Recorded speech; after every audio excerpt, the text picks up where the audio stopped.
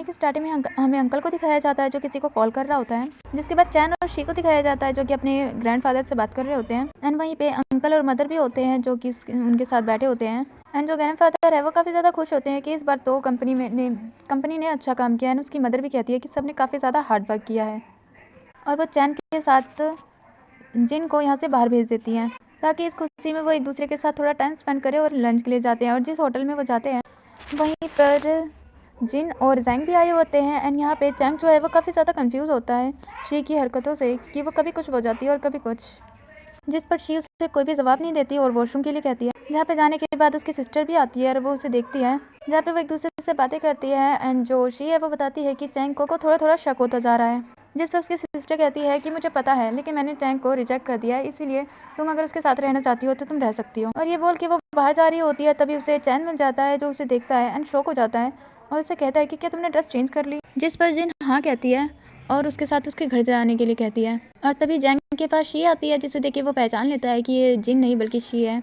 And यहाँ पर उसी बाइक वाले बंदे को दिखाया जाता है जो कि जिनकी मदर को मस्का लगा रहा होता है और उनसे कहता है कि वो उसे अपना बेटा बना ले, जिस पे तो मॉम शॉकी हो जाती है कि ये क्या कह रहा है। जिसके बाद ये दोनों एक दूसरे से काफ़ी सारी बातें करते हैं एंड वो किसी की आवाज़ सुनते हैं कि कोई यहाँ पे आ रहा है, इसीलिए दोनों किचन में चले जाते हैं छुपने के लिए। और तभी यहाँ पे जैंग और शी आते हैं जो कि उसकी फैमिली फोटो को देख रहे होते हैं, जहाँ पे जिन और शी को देखते हैं जो कि दोनों एक जैसी दिखती हैं। एंड वो दोनों आपस में बात कर रहे होते हैं, लेकिन तभी अचानक से फिर से वो किसी की आवाज़ सुनते हैं एंड वो दोनों भी किचन में आ जाते हैं, जहाँ पे मदर और उसके जस्ट बना हुआ सन जो है वो छुपे होते हैं। एंड वो चारों ही एक दूसरे को देख के शॉक्ड हो जाते हैं कि आखिर ये चल क्या रहा है। एंड ये सब देख के तो जैंग इतना ज़्यादा शॉक्ड होता है कि उसे यकीन ही नहीं होता। एंड इस पर जो बाइक वाला बंदा है वो कहता है कि इतना टाइम नहीं है, चुपचाप जाके छुप जाओ। जिसके बाद यहाँ पे जिन और चैन आते हैं, जहाँ पे जिन आते ही सबसे पहले अपनी फैमिली फ़ोटो को छुपाती है कि कहीं वो चैन उसे देख ना ले। एंड वो किचन में जाती है चैंग के लिए कुछ देखने के लिए, एंड वो वहाँ देखती है कि उसकी पूरी फैमिली यहाँ पे छुपी हुई है, जिसे देख के तो वो डबल शॉक होती है। एंड वो सबसे कुछ पूछने वाली होती है, लेकिन सब तो उसे इशारे कर रहे होते हैं एंड अलग अलग फेसेस बना रहे होते हैं। ये सीन मुझे काफ़ी ज़्यादा फनी लगता है। एंड ये सब देखते हुए जिन जो है वो चैंग को कहती है कि मुझे लगता है कि अभी आपको जाना चाहिए क्योंकि मैं काफ़ी ज़्यादा थक चुकी हूँ। जिस पर चैंग जो है वो तो यहाँ से जाने का नाम नहीं लेता और वो कहता है कि ठीक है, एक काम करता हूँ, मैं तुम्हारे रूम में जाता हूँ रेस्ट करने के लिए।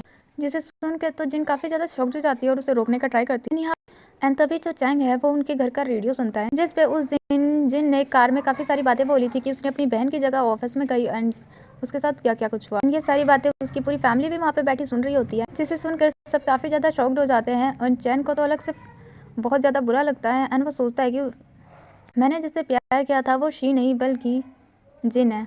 एंड वो इस बारे में उससे पूछता है, लेकिन जिन जो है उसे कोई भी जवाब नहीं देती। जिसके बाद दिखाया जाता है कि वो अपने घर पे आता है और अपनी मदर से इस बारे में बात करता है, जहाँ पे उसकी मदर काफ़ी ज़्यादा समझाती है। और हमें थोड़ी देर पहले का सीन दिखाया जाता है जहाँ पर जो चैन है वो काफ़ी ज़्यादा गुस्सा कर रहा होता है जिन क्योंकि उसने उससे झूठ बोला। उससे गुस्सा करने के बाद वो वहाँ से चला जाता है, जिसके बाद उसकी फैमिली भी बाहर आती है एंड उन्हें काफ़ी ज़्यादा बुरा लग रहा होता है कि जिन जो है वो कितनी ज़्यादा दुखी है। एंड यहाँ पर चैंग भी बाहर आके काफ़ी ज़्यादा रो रहा होता है और जिन भी काफ़ी ज़्यादा रो रही होती है। तभी उसे एक कॉल आता है जो कि उसकी मदर का होता है एंड वो उसे कह रही होती है कि तुम्हारे ग्रैंडफादर जो है वो तुमसे बात करना चाहते हैं, जिस पर चैन जो है वो उन्हें मना कर देता है। एंड वो घर पे जाके देवदास बना होता है और तभी वहाँ पे उसकी फियांसे आती है जो उसकी इस हालत में होने का फ़ायदा उठाने की कोशिश करती है, उसे एक ड्रिंक पिलाती है और उससे चिपकने का ट्राई कर रही होती है। एंड वही सीन कट जाता है और हमें नेक्स्ट डे का सीन दिखाया जाता है, जहाँ पे सभी लोग काफ़ी सैड होते हैं, लेकिन हमारी विलन जो है वो काफ़ी ज़्यादा खुशी मना रही होती है। एंड हमें जिन को दिखाया जाता है जो रूम में बंद होती है एंड उसके पास शी आती है जो उसे काफ़ी ज़्यादा समझाती है और उससे सॉरी कहती है कि अगर वो ना होती तो उसके साथ ऐसा कभी नहीं होता। एंड ये इस बारे में काफ़ी सारी बातें करती है यहाँ, ताकि किसी तरह जिन जो है वो रूम से बाहर आए और उससे बातें करें। और वो उससे कहती है कि ये उसकी लाइफ है, उसे जिस तरह जीना है या किसी के साथ रहना है तो वो कुछ भी कर सकती है। और यहाँ पे चैन की भी ऐसी हालत होती है, उसने भी अपने आप को घर में लॉक कर लिया होता है, जहाँ पे उसकी मदर के काफ़ी सारे मैसेजेस होती है जिसमें वो उसका फादर का कह रही होती है कि तुम्हारे फादर के मरने के बाद भी तुम इसी तरह काफ़ी ज़्यादा दुखी हो गए थे, लेकिन फाइनली तुमने काफ़ी ज़्यादा खुद को संभाला और आज तुम इस मुकाम पे हो, इसीलिए तुम्हें फिर से ट्राई करना चाहिए। जिसके बारे में वो काफ़ी ज़्यादा सोचता है और उसे एक कॉल आता है, जिससे बात करने के बाद ये दोनों के दोनों एक दूसरे से मिलते हैं। एंड यहाँ पे जिन जो है वो डायरेक्ट चैन को किस कर देती है एंड उससे फील करवा रही होती है कि वो उससे सच में काफ़ी ज़्यादा प्यार करती है। जिसके बाद तो चैन भी उसे वापस से किस करता है और उससे कहता है कि वो उसके साथ रहेगा। जिसके बाद नेक्स्ट डे चैन को दिखाया जाता है जो कि काफ़ी ज़्यादा खुश होता है और अपने काम को काफ़ी अच्छे से कर रहा होता है। और हमें नेक्स्ट डे का सीन दिखाया जाता है जहाँ पे इस बार जिन के साथ चैंग होता है जो उसके साथ टाइम स्पेंड कर रहा होता है एंड वो डेट पे जाते हैं जहाँ पे वो दोनों काफ़ी एंजॉय करते हैं। और एक्चुअली में ये सारी बातें जो है वो चैन याद कर रहा होता है। और हमें एक और सीन दिखाया जाता है जहाँ पे जिन जो है वो चैन को बॉक्सिंग सिखा रही होती है एंड यहाँ पे चैन और जैंग दोनों का ही एक कोलैबोरेशन होता है। जिसके बाद चैन जो है वो जिन से मिलने के लिए आता है एंड जिन जो है वो उसे बताती है कि 3 डेज़ के बाद वो कोचिंग क्लास के लिए यहाँ से जाने वाली है क्योंकि उसकी जॉब लग गई है, वो भी कहीं बाहर में, इसलिए वो यहाँ नहीं रहेगी। जिस पे चैन जो है वो काफ़ी ज़्यादा दुखी होता है एंड जिन उसे कहती है कि हम एक दूसरे को सपोर्ट करना चाहिए और एक दूसरे के करियर को भी, ताकि हम दोनों अच्छे से ग्रो अप हो सके। और 3 दिन बाद मैं यहाँ से जाने वाली हूँ, इसलिए हमें अच्छे से टाइम स्पेंड करना चाहिए। जिस पर चैन कहता है कि तुम्हारे जाने से पहले मैं तुमसे शादी करना चाहता हूँ। जिस पर चैन उसे छेड़ते हुए कहती है कि तुम इतने ज़्यादा यंग हो, तुमसे कौन शादी करेगा। जिसके बाद चैन जो है वो उसे बिना बताए ब्राइड शॉप पे लाता है जहाँ पे वो जिन को कहता है कि वो एक ब्राइडल ड्रेस को ट्राई करे जिसमें वो काफ़ी ज़्यादा सुंदर लग रही होती है।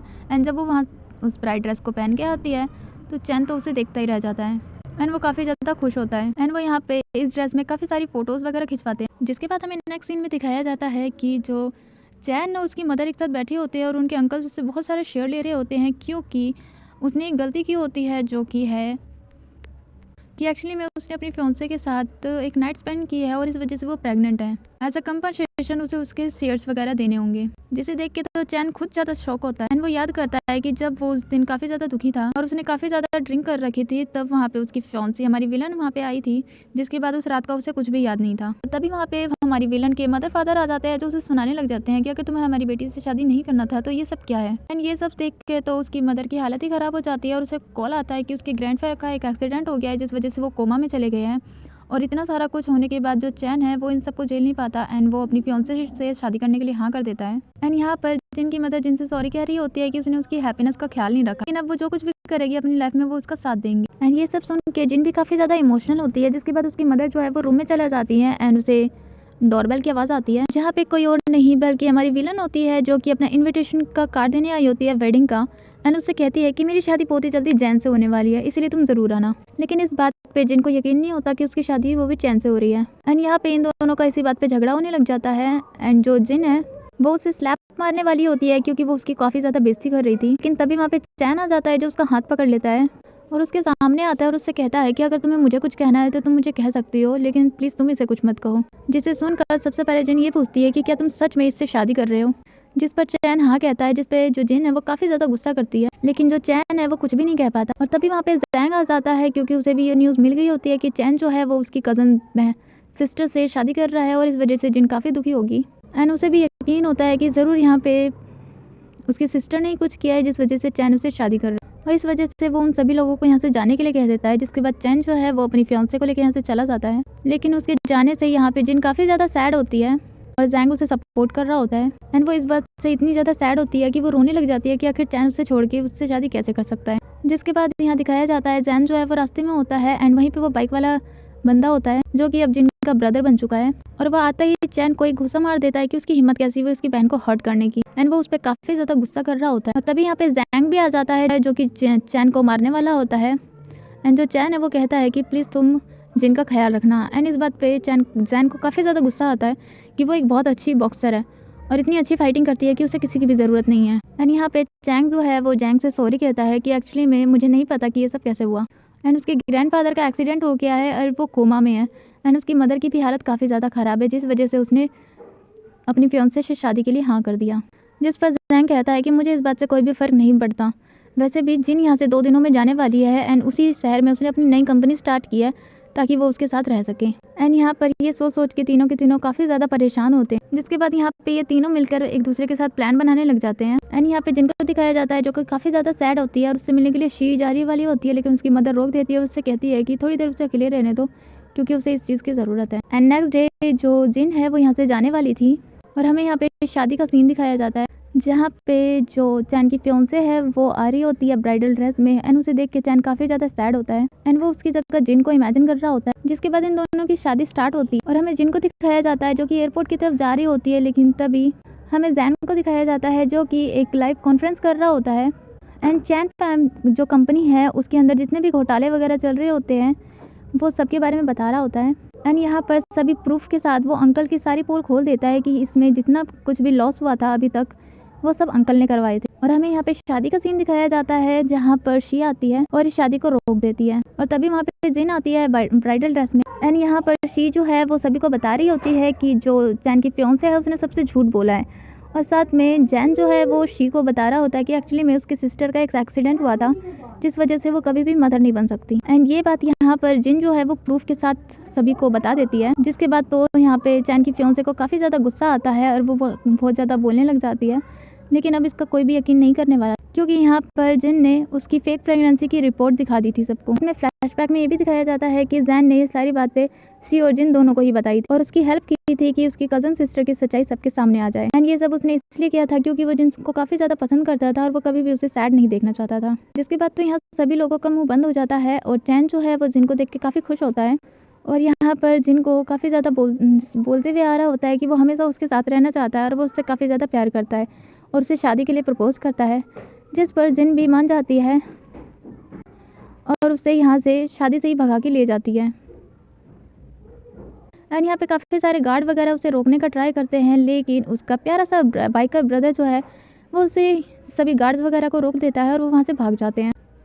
एंड यहाँ पे जैंग को दिखाया जाता है जिसने अंकल की सारी सच्चाई जो है वो सबके बारे में बता दी होती है एंड साथ में जिनके बारे में कि उसने ये सारा कुछ प्रूफ कर दिया, जिसके बाद तो अंकल किसी को मुंह दिखाने लायक नहीं बचते और इस बात से शी जो है वो काफ़ी ज़्यादा खुश होती है। जिसके बाद अंकल को दिखाया जाता है कि जो कि जेल जा चुके होते हैं एंड वापस से हमें चैन और जिन को दिखाया जाता है जहाँ पे चैन को एक कॉल आया होता है जिसे सुनने के बाद वो काफ़ी ज़्यादा हैप्पी हो जाता है एंड वो जिन को बताता है कि उसके ग्रैंडफादर जो है वो होश में आ चुके हैं और उन्होंने हमारी शादी के लिए परमिशन दे दी है। जिसके बाद ये आपस में काफ़ी सारी मस्ती करते हैं एंड जो चैंग है वो उसे एंगेजमेंट रिंग पहनाता है और इन दोनों की हैप्पी से सीन के साथ इस ड्रामे का एंडिंग होता है।